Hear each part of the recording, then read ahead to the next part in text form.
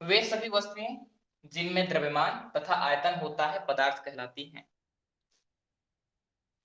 जैसे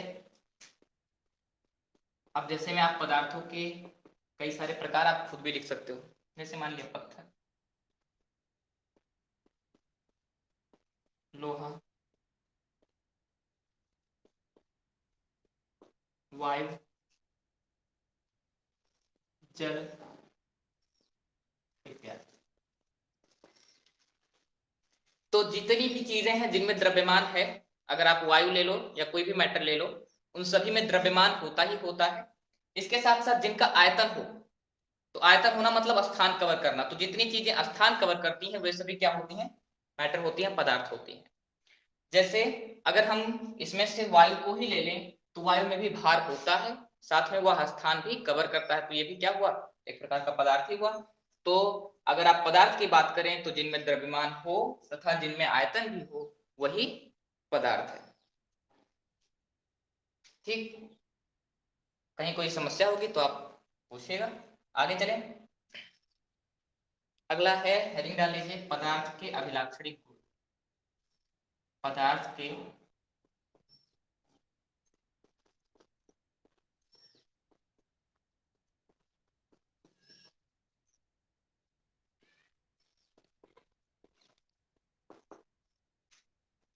अभिलाक्षणिक गुण अर्थात कि इनके लक्षणों के मध्य कौन कौन से गुण ऐसे होते हैं जो इनके मध्य पाए जाते हैं। तो सबसे पहला, अगर हम कोई भी मैटर ले लें, माना ये कोई मैटर है, तो इस मैटर में कण होते हैं छोटे छोटे, और इतने छोटे कण होते हैं कि उनको हम नंगी आंखों से नहीं देख सकते, बहुत छोटे छोटे कण होते हैं। अब इन कणों की व्यवस्था भी अलग अलग होती है पदार्थ की अवस्थाओं पर के आधार पर। तो सभी पदार्थ में छोटे छोटे कण होते ही हैं, इसमें कोई संशय नहीं, चाहे वह गैस के फॉर्म में हो, चाहे वह लिक्विड के फॉर्म में हो, और चाहे वह सॉलिड के फॉर्म में हो, किसी भी फॉर्म में हो तो उसमें होंगे। अब अगर ये सॉलिड होगा, अगर ये ठोस होगा, तो इनके मध्य रिक्त स्थान कम होगा, लेकिन रिक्त स्थान होगा जरूर। रिक्त स्थान ठोस में भी होगा, द्रव में भी होगा, गैस में भी होगा, अर्थात यहाँ पे पदार्थ में रिक्त स्थान पाया जाता है, जिसे हम अंतरा अणुक स्थान बोलते हैं। तो पहली चीज, रिक्त स्थान पाया जाता है। दूसरा गुणधर्म क्या है कि इन कणों के मध्य, जितने भी कण हैं सभी कणों के मध्य एक प्रकार का बल लगता है, एक प्रकार का आकर्षण बल लगता है, जिसे हम अंतरा अणुक आकर्षण बल या अंतराणुक बल कहते हैं। ठीक, एक प्रकार का आकर्षण बल भी लगता है। तीसरी चीज है कि अगर पदार्थ को हम गर्म करें, अगर पदार्थ का हम ताप बढ़ाते हैं, उसको गर्म करते हैं, तो गर्म करने की स्थिति में इसके कणों के मध्य गतिज ऊर्जा बढ़ जाएगी। गतिज ऊर्जा बढ़ने का अर्थ ये है कि पदार्थ के कण जो है वो निरंतर गतिशील अवस्था में अधिक हो जाएंगे। हालांकि ये हमेशा गतिशील अवस्था में होते हैं, लेकिन ये कम गति कर रहे होते हैं।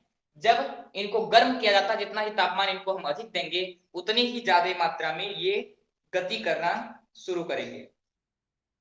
ठीक, तो ये और एक कि ये सदैव गति करते रहते हैं, सदैव क्या करते रहते हैं, गति करते रहते हैं। तो ये कुछ गुणधर्म हैं, तो इन्हीं को हमको लिखना है। तो नंबर 1 डाल लीजिए और नोटबुक में लिख लीजिए। पहला, नंबर 1, पदार्थ के कणों के बीच रिक्त स्थान होता है। पदार्थ के कणों के बीच रिक्त स्थान होता है। तो चूंकि इसमें कई सारे कण होते हैं और उन सबके मध्य रिक्त स्थान पाया जाता है। अब वो रिक्त स्थान पदार्थ की अवस्था के आधार पर कम या ज्यादा हो सकता है। तो लिख लिए, पदार्थ के कणों के बीच रिक्त स्थान होता है। पॉइंट नंबर 2,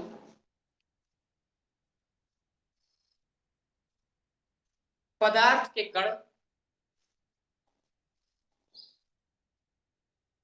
पदार्थ के कण सदैव,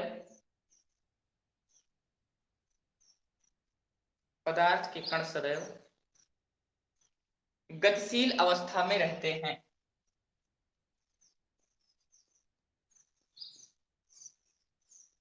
गतिशील अवस्था में रहते हैं।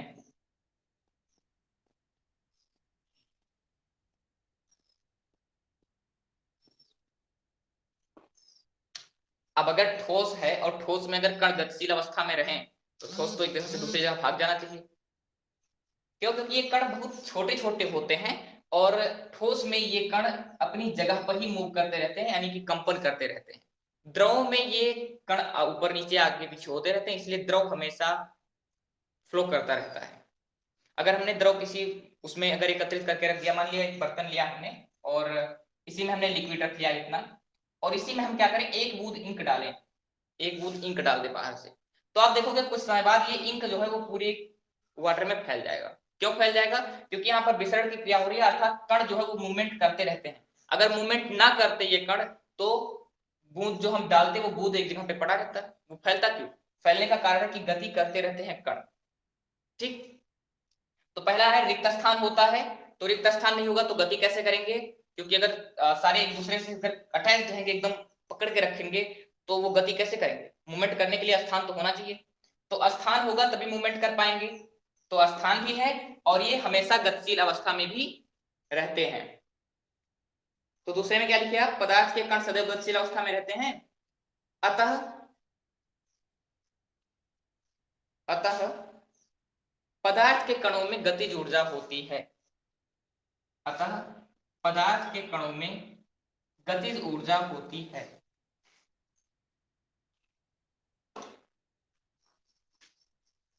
पदार्थ के कणों में गतिज ऊर्जा होती है।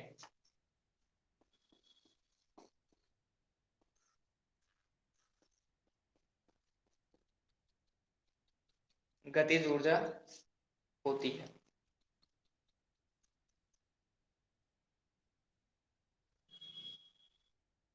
पॉइंट नंबर 3 डाल लीजिए।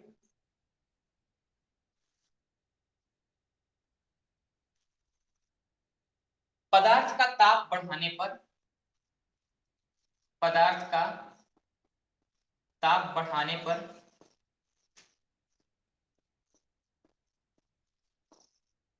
पदार्थ का ताप बढ़ाने पर गतिज ऊर्जा बढ़ती है।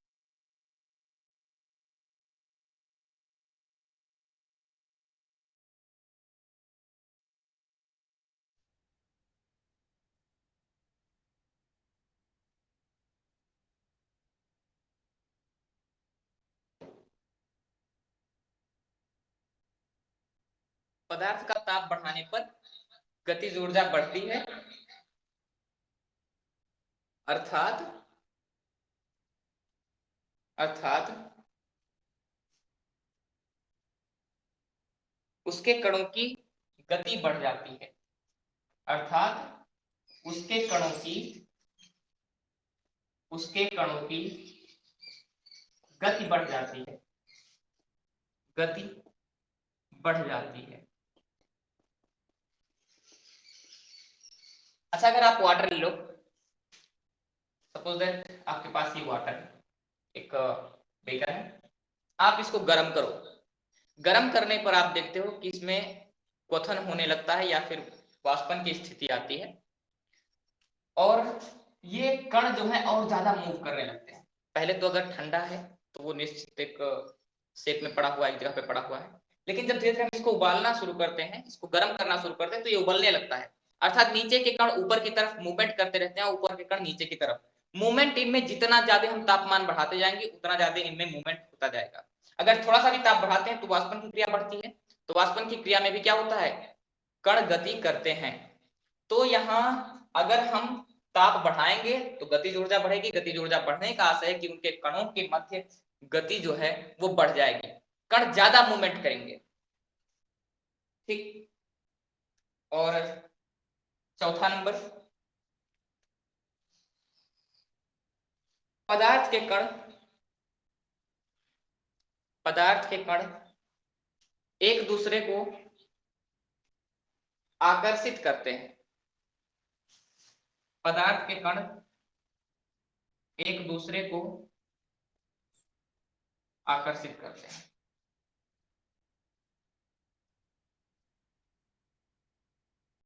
पदार्थ के कण एक दूसरे को आकर्षित करते हैं। तो चार चीजें, पहला कि सभी पदार्थ के कणों के मध्य रिक्त स्थान होता है, आई थिंक समझ में आ गया होगा। दूसरी चीज, कि इनकी अवस्था सदैव गतिशील होती है, सदैव ये मूवमेंट करते रहते हैं, चाहे वो ठोस हो, द्रव हो या गैस हो, पदार्थ किसी भी अवस्था में हो, सब में मूवमेंट होता ही होता है। ठोस में मूवमेंट कैसा होता है? क्योंकि मान लीजिए ये ठोस है, ये एक मैं थोड़ा सा मैं ले लेता हूँ, ये ठोस है, इसमें बड़े बड़े कण है और एकदम नजदीक नजदीक। तो कण अगर नजदीक नजदीक होंगे, अगर कण नजदीक नजदीक होंगे तो वो अपनी जगह पर ही कंपन करते रहेंगे, लेकिन कंपन यानी गति जरूर करेंगे। ऐसा नहीं कि वो गति बंद कर देंगे, अपने जगह पर ही कण कंपन करते रहते हैं ठोस में। जबकि द्रव और गैस में तो काफी ज्यादा गतिज ऊर्जा होती है, सब इधर उधर भागते ही रहते हैं। द्रव में उसकी अपेक्षा कम होती है और ठोसों में सबसे कम होती है, हालांकि उसको आगे पढ़ेंगे। तो गतिशील अवस्था पाई जाती है, गतिज ऊर्जा उन सब में होती है। और तीसरी चीज कि अगर उनका ताप बढ़ाते हैं, अगर इनका हम टेम्परेचर बढ़ाते हैं, तो टेम्परेचर बढ़ाने की सूरत में यहां पर गतिज ऊर्जा बढ़ेगी, और गतिज ऊर्जा बढ़ने का मतलब कि कणों के मध्य गति बढ़ जाएगी। अगला है कि इनके मध्य आकर्षण बल होता है, अर्थात ये कण एक दूसरे से आकर्षण बल के द्वारा बंधे होते हैं, जिन्हें हम अंतराणु बल कहते हैं। तो यहाँ जितने भी कण हैं, अगर हम कणों के मध्य कोई बल ना हो तो क्या होगा? कण सब छिटक जाएंगे, इधर उधर भागते हैं। तो कणों के मध्य कोई ना कोई बल रहता है, तभी कण एक दूसरे में जुड़े रहते हैं। अगर पानी बूंद के रूप में गिरता है तो बूंद में भी कई अरबों कण होते हैं, तो वो बूंद बन के क्यों गिरता है? क्योंकि उसके मध्य आकर्षण बल लग रहा है। अगर आकर्षण बल नहीं लगता तो सारे के सारे वाटर की सारी जितने कण हैं, सब के सब कण अलग अलग हो जाते, और सब कण अलग हो जाते तो क्या उनको हम इस तरीके से देख पाते? नहीं। तो अगर हम बात करें कि हम पदार्थ को इस अवस्था में देख पा रहे हैं, तो इसका मेन कारण है कि उनके मध्य आकर्षण बल कार्य कर रहा है, उनके कणों के मध्य आकर्षण बल कहीं ना कहीं जुड़ा हुआ है। अगर आकर्षण बल ना होता तो ये संभव नहीं था जिस तरीके से हम पदार्थों को अभी देख पाते। ठीक,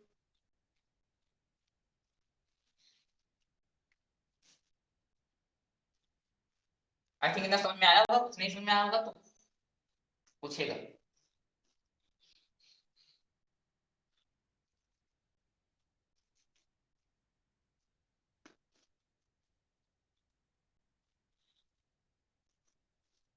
अगला हेडिंग डाल लीजिए,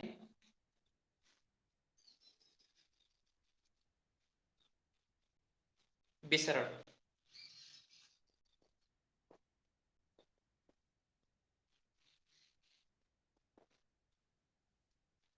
विसरण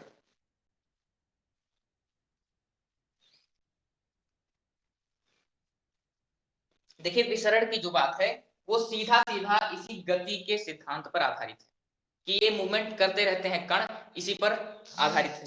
अभी हमने बताया था आपको कि मान लिया एक बीकर है मेरे पास और उसमें मैंने रखा हुआ है वाटर। इसके बाद क्या करते हैं, उसी में एक बूंद इंक डाल देते हैं। अगर एक बूंद इंक डाल देते हैं तो आप कुछ समय बाद देखोगे कि इसके कण, इंक के कण पानी के कणों के मध्य मिल जाएंगे। अर्थात मान लीजिए इसमें ढेर सारे कण हैं छोटे छोटे, तो ये छोटे छोटे कण पानी के कणों के मध्य मिल जाएंगे। इसी प्रक्रिया को, मिलने की प्रक्रिया को ही हम कहते हैं विसरण।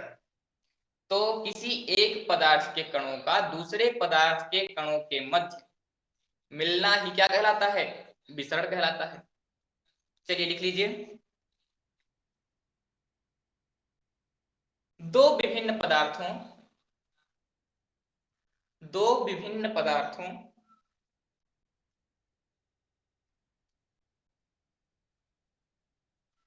को परस्पर मिलाने पर को परस्पर मिलाने पर उनके कणों का उनके कणों का स्वतः मिलना ही स्वतः मिलना ही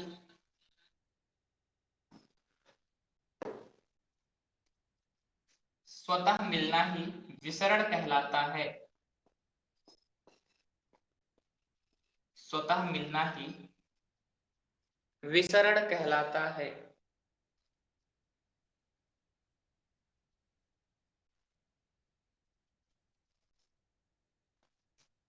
पदार्थ को गर्म करने पर पदार्थ को गर्म करने पर विसरण की गति तेज हो जाती है।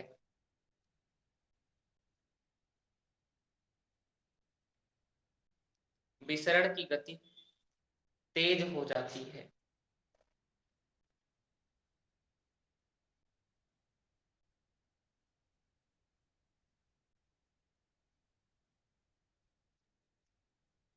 ठीक है, तो विसरण मतलब किसी एक पदार्थ के कणों का दूसरे पदार्थ के कणों के मध्य मिलना। तो स्वतः मिलने की प्रक्रिया ही क्या कहलाती है? विसरण कहलाती है।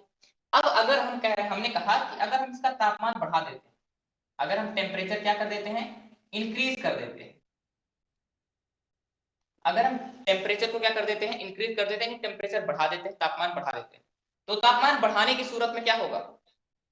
तापमान बढ़ाने की सूरत में ये जो कण होंगे ये और तेजी से मूवमेंट करने लगेंगे, और तेजी से मूवमेंट करेंगे तो इसके कण जो भी पड़ेंगे वो कण एक दूसरे में क्या हो जाएंगे?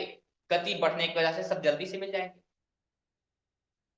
अगर कहीं भीड़ हो और भीड़ में एक ग्रुप और आकर के आराम से धीरे धीरे कोई भीड़ जा रही हो, धीरे धीरे मिल जाए तो आसानी से अलग कर सकते हैं। लेकिन अगर भागा दौड़ी मची हुई हो और दो ग्रुप आकर के एक में भागा दौड़ी में मिल जाए तो क्या स्थिति होगी? जल्दी से सब एक दूसरे में घुल मिल जाएंगे। तो सेम स्थिति होती है, यहाँ के कण मूवमेंट जब तापमान कम होता है तो मूवमेंट कम करते हैं, तो मूवमेंट कम कर रहे हैं तो सब ये धीरे धीरे धीरे धीरे करके मिलते हैं। लेकिन अगर यही कण तेजी तेजी से मूवमेंट कर रहे हैं, अगर यही कण तेज तेज मूवमेंट कर रहे हैं, तेज कब मूवमेंट करेंगे? जब हम टेम्परेचर बढ़ाएंगे। अब अगर हमने टेम्परेचर बढ़ा दिया, ये तेजी से मूवमेंट कर रहे हैं तो फिर क्या होगा? अगर ये तेजी से मूवमेंट करेंगे तो एक दूसरे से जल्दी से मिल जाएंगे।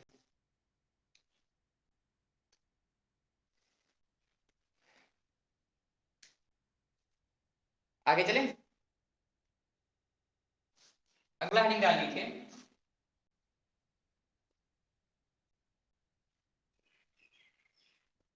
पदार्थ की अवस्थाएं।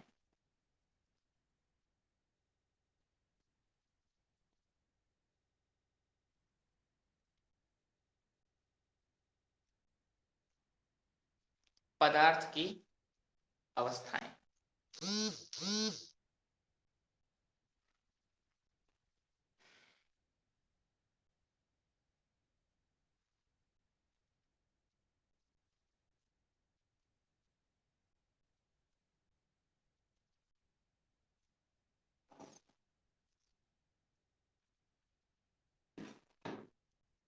इसमें लिखिए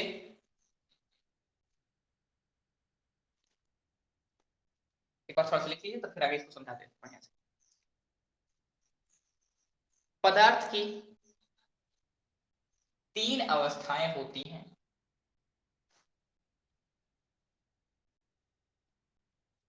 पदार्थ की 3 अवस्थाएं होती हैं।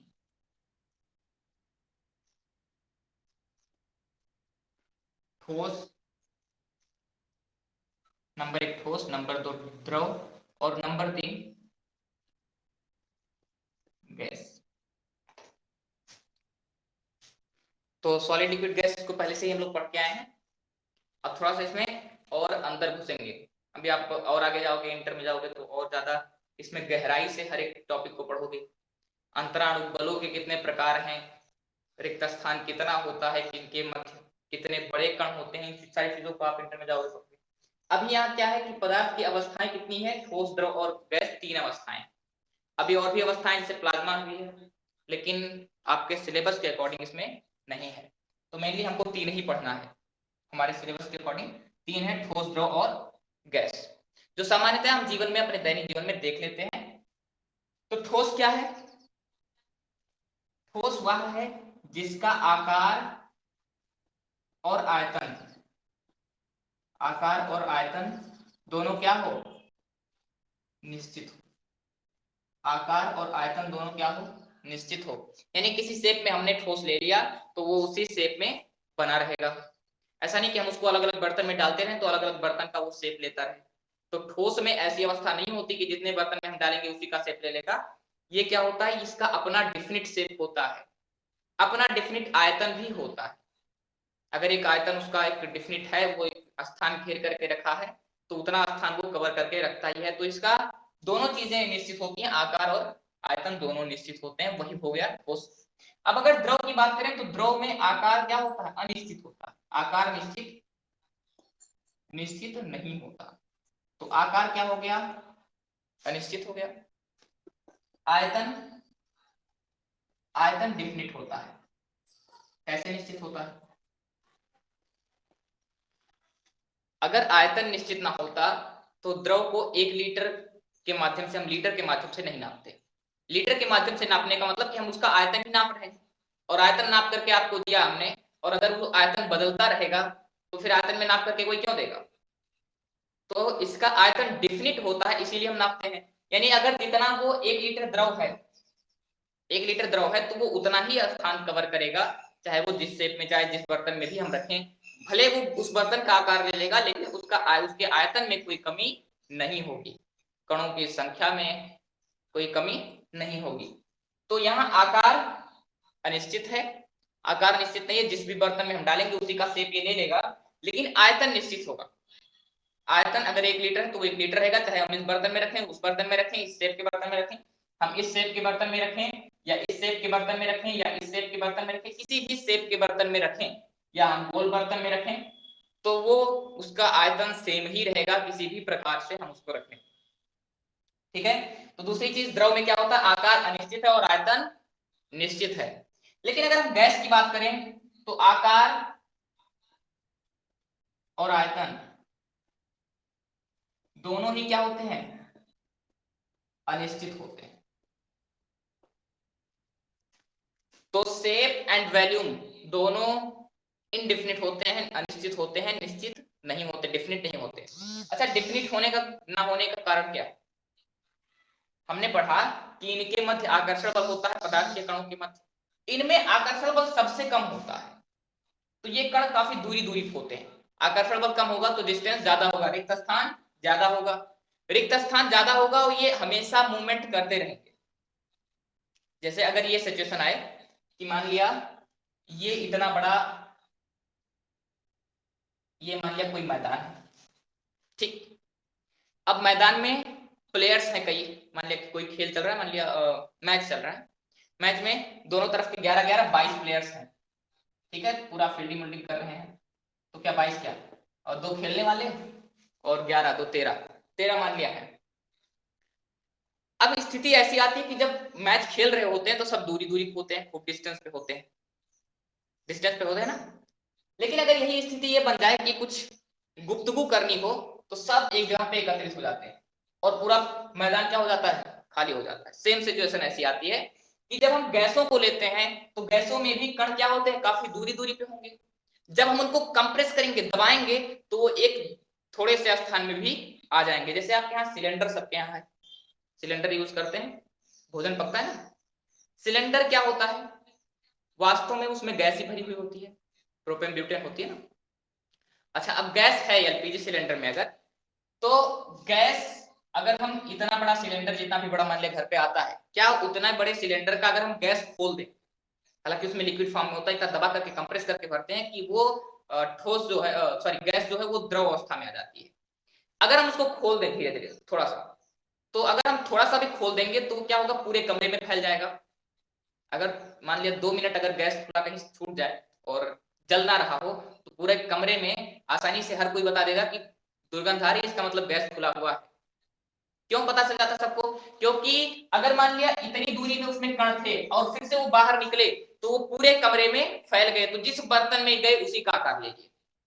जितना अगर मान लिया एक छोटा सा हमने गुब्बारा लिया हुआ है, गुब्बारे में हमने हवा भरी हुई है, अब उसको एक बड़ा सा ड्रम लेते हैं और ड्रम का सारा हवा निकाल देते हैं, फिर उसी गुब्बारे की हवा को केवल उस ड्रम में डाल देते हैं, तो जितना गुब्बारे की हवा होगी वही पूरे ड्रम में फैल जाएगी।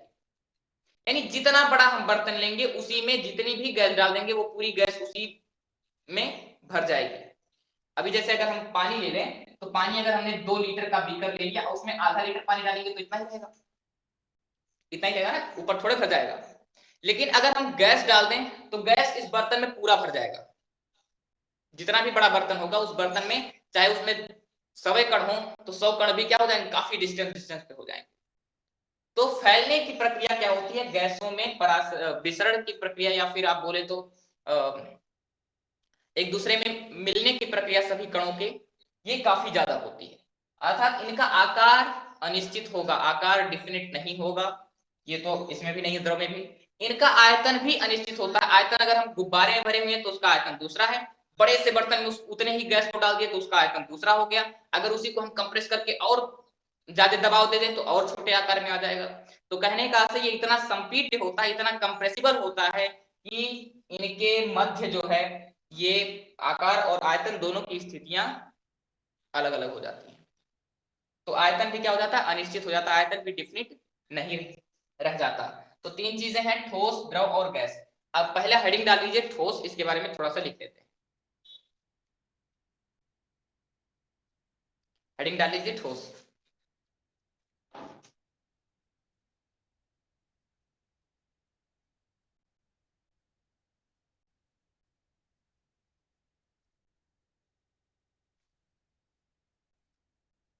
कहीं वाई शादी में या फिर कैमरा आदि में प्रॉब्लम होगा कभी कोई तो इन्फॉर्म करते रहिएगा।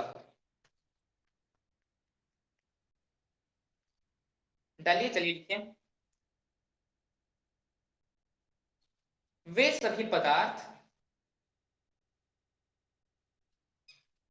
वे सभी पदार्थ जिनका आकार, जिनका आकार व आयतन, जिनका आकार व आयतन दोनों ही निश्चित होता है, आकार और आयतन दोनों ही निश्चित होता है, ठोस पदार्थ कहलाते हैं, ठोस पदार्थ कहलाते हैं,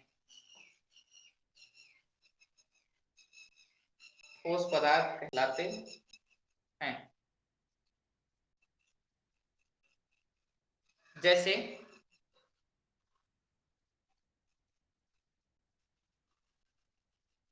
जैसे आप अपने हिसाब से लिखो, लोहा, सोना वगैरह वगैरह जो भी समझ में आए, दो चार अपने हिसाब से लिख लो। ठीक, लकड़ी हो गया।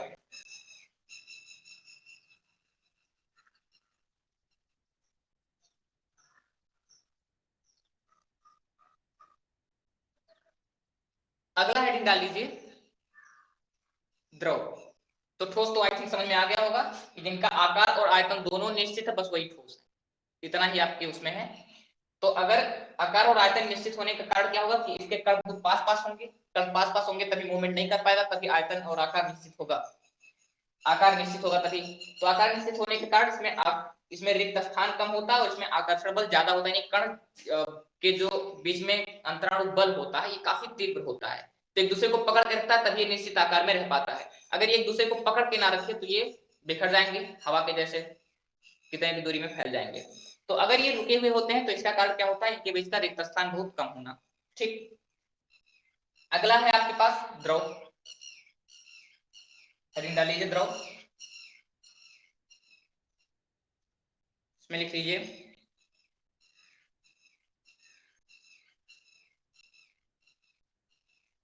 वे सभी पदार्थ जिनका आयतन तो निश्चित होता है, आयतन तो निश्चित होता है, परंतु आकार अनिश्चित होता है,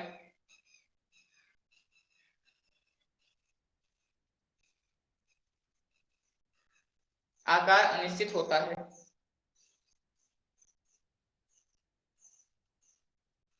आकार अनिश्चित होता है, द्रव कहलाते हैं,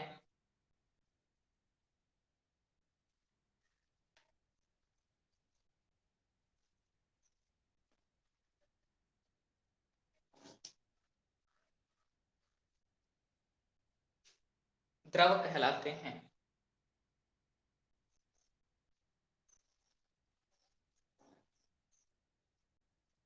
जैसे आप लोग लिख लीजिए, बताना पड़ेगा, लिख लीजिए दूध, तेल, पानी अर्थात जल इत्यादि।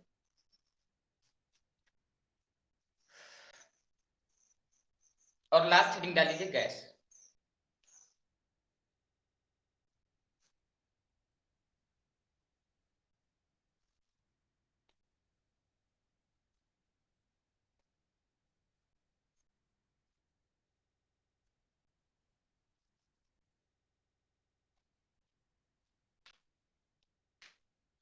अगला हेडिंग डाल लीजिए गैस। लिखिए इसमें वे सभी पदार्थ जिनका ना तो आयतन निश्चित होता है, जिनका ना तो आयतन निश्चित होता है,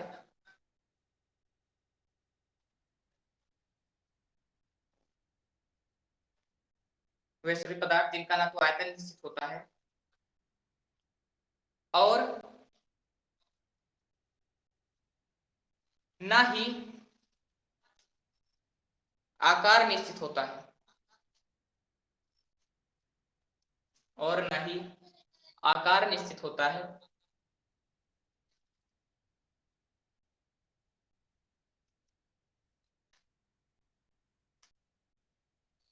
आकार निश्चित होता है, गैस कहलाते हैं, गैस कहलाते हैं।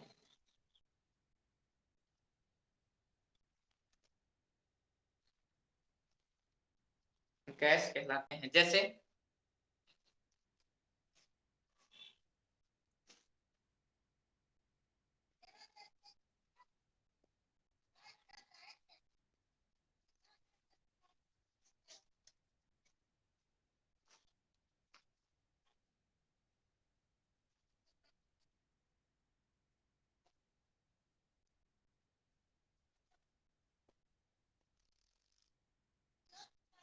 जैसे oxygen, carbon dioxide,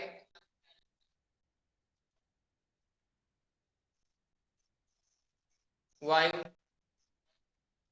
nitrogen, hydrogen, helium, तो ये सारे आप कुछ भी लिख लो अपने हिसाब से। तो ये गैसेस हैं। तो ठोस और द्रव और गैस, आई थिंक तीनों आपको समझ में आया होगा। और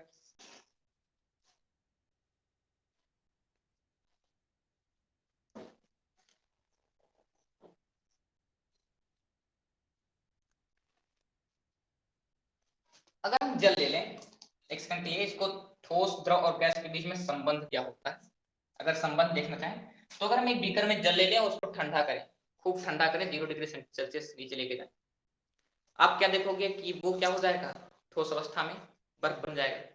अगर हम जल को गर्म करते हैं तो वाष्प बन जाएगा, यानी गैसीय अवस्था में आ जाएगा। दोनों ही स्थितियों में आप देख रहे हो जल की अलग अलग अवस्थाएं दिख रही हैं। जल की अवस्था ठोस में भी दिख रही है बर्फ के रूप में, जल की अवस्था जल के रूप में यानी गैस के द्रव के रूप में भी दिख रही है, और जल की ही अवस्था वाष्प के रूप में अर्थात गैस के रूप में भी दिख रही है। तो ये तीनों आप जल के माध्यम से देख सकते हो, तीनों अवस्थाएं। और अगर हम बात करें कि ठोस को द्रव में कन्वर्ट करना हो या द्रव को गैस में कन्वर्ट करना हो, तो एक हमने एक बढ़िया जल से सीख लिया कि अगर हम तापमान में परिवर्तन करते हैं, किसमें परिवर्तन करते हैं, तापमान में परिवर्तन करते हैं, तो हम पदार्थ की अवस्थाओं में परिवर्तन कर सकते हैं। अगर हम तापमान में परिवर्तन करते हैं तो पदार्थ की अवस्थाओं में परिवर्तन हम कर सकते हैं।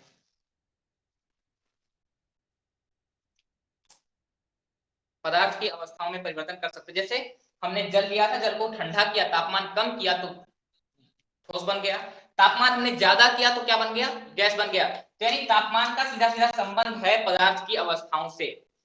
और भी देख लेते हैं एलपीजी। अभी हमने एलपीजी की बात की थी, एलपीजी सिलेंडर की। आपके यहाँ एलपीजी में जो गैस भरी हुई होती है प्रोपेन ब्यूटेन, आप देखोगे कि वो गैस लिक्विड फॉर्म में होती है। किस फॉर्म में होती है, लिक्विड फॉर्म में होती है ना।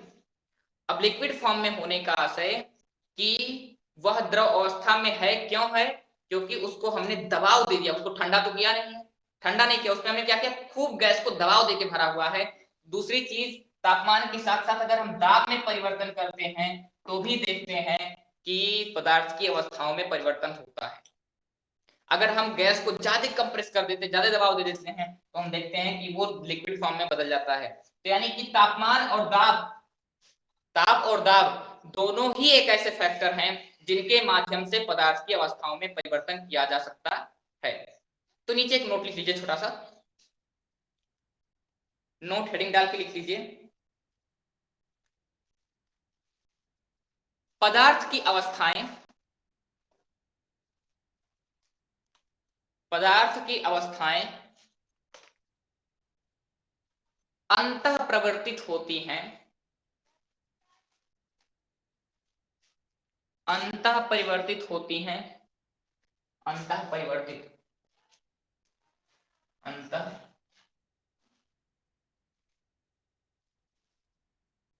अंतः परिवर्तित होती,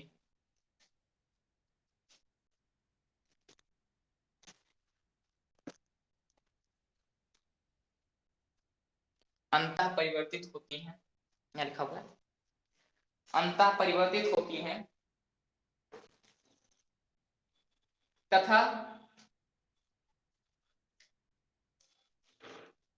पदार्थ की अवस्था में, पदार्थ की अवस्था में परिवर्तन, पदार्थ की अवस्था में परिवर्तन ताप और दाब बदलकर, ताप और दाब बदलकर, ताप और दाब बदलकर किया जा सकता है, किया जा सकता है। तो अंतः परिवर्तित होने का क्या अर्थ है कि अपने आप में एक दूसरे में परिवर्तित हैं।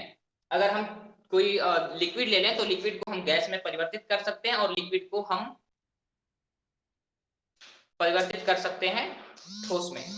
अच्छा, अगर हम बात करें लकड़ी की, तो क्या इनको भी द्रव अवस्था में परिवर्तित किया जा सकता है किसी तरीके से? अगर किया जा सकता है तो बताना कैसे, ठीक है? तो आप किसी भी माध्यम से बता सकते हो, आप व्हाट्सएप के माध्यम से।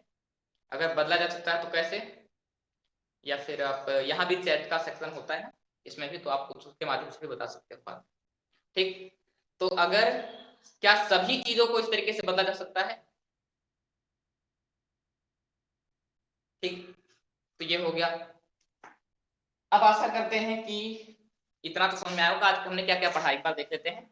हमने पढ़ा मैटर पदार्थ, तो जितनी भी चीजों में द्रव्यमान है, जिनमें भार है, द्रव्यमान है या आयतन है, तथा आयतन मतलब आयतन भी है और द्रव्यमान भी है, दोनों है, तो वो पदार्थ है। जैसे आपने देख लिया तमाम सारी चीजें, पत्थर, लोहा, जलवायु वगैरह वगैरह, ठीक है? अब इलाक्षणिक गुण में हमने देखा कि रिक्त स्थान होता है, इनके मध्य आकर्षण बल होता है, कणों के मध्य, इनमें सदैव गति होती रहती है, जिस कारण इनमें गतिज ऊर्जा भी पाई जाती है, और तापमान बढ़ाने पर इनकी गतिज ऊर्जा बढ़ती है। या इलाक्षणिक गुण में हमने चारों पढ़ लिया, ठीक? इसके आगे हमने क्या पढ़ा? विसरण पढ़ा, यानी एक पदार्थ का दूसरे पदार्थ के कणों में विलय हो जाना, एक पदार्थ के कणों का दूसरे पदार्थ के कणों में विलय हो जाना, स्वतः विलय हो जाना, मतलब अपने आप विलय हो जाना ही क्या कहलाता है? विसरण कहलाता है।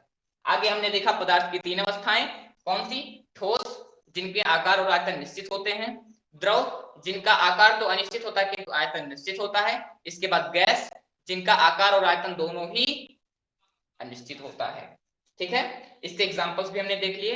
अब अगले दिन इसके आगे हम लोग कवर करेंगे। तो गुजारिश है आप लोगों से कि घर पे रहें, सेफ रहें।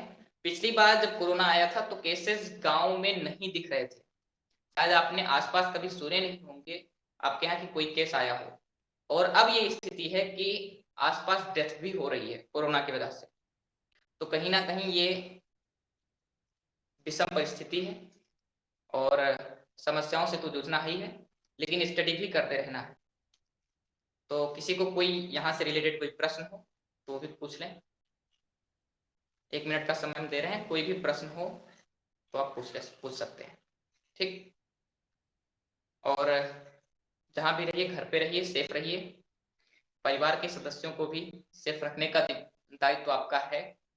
आप उनका पर्याप्त रूप से मनोरंजन करते रहें, जिससे उनको बाहर के दुनिया को मनोरंजन के रूप में उपयोग ना करना पड़े। ठीक है, तो हमको प्रोग्रेस भी करना है, कैसी भी परिस्थिति हो। अगर हम परिस्थिति से डर करके बैठ जाएं तो भी ठीक नहीं है, सारी परिस्थितियों से हमें लड़ना है और आगे बढ़ेंगे। तो कोई प्रश्न होता तो अब तक आ गया होता आप लोग का, शायद नहीं।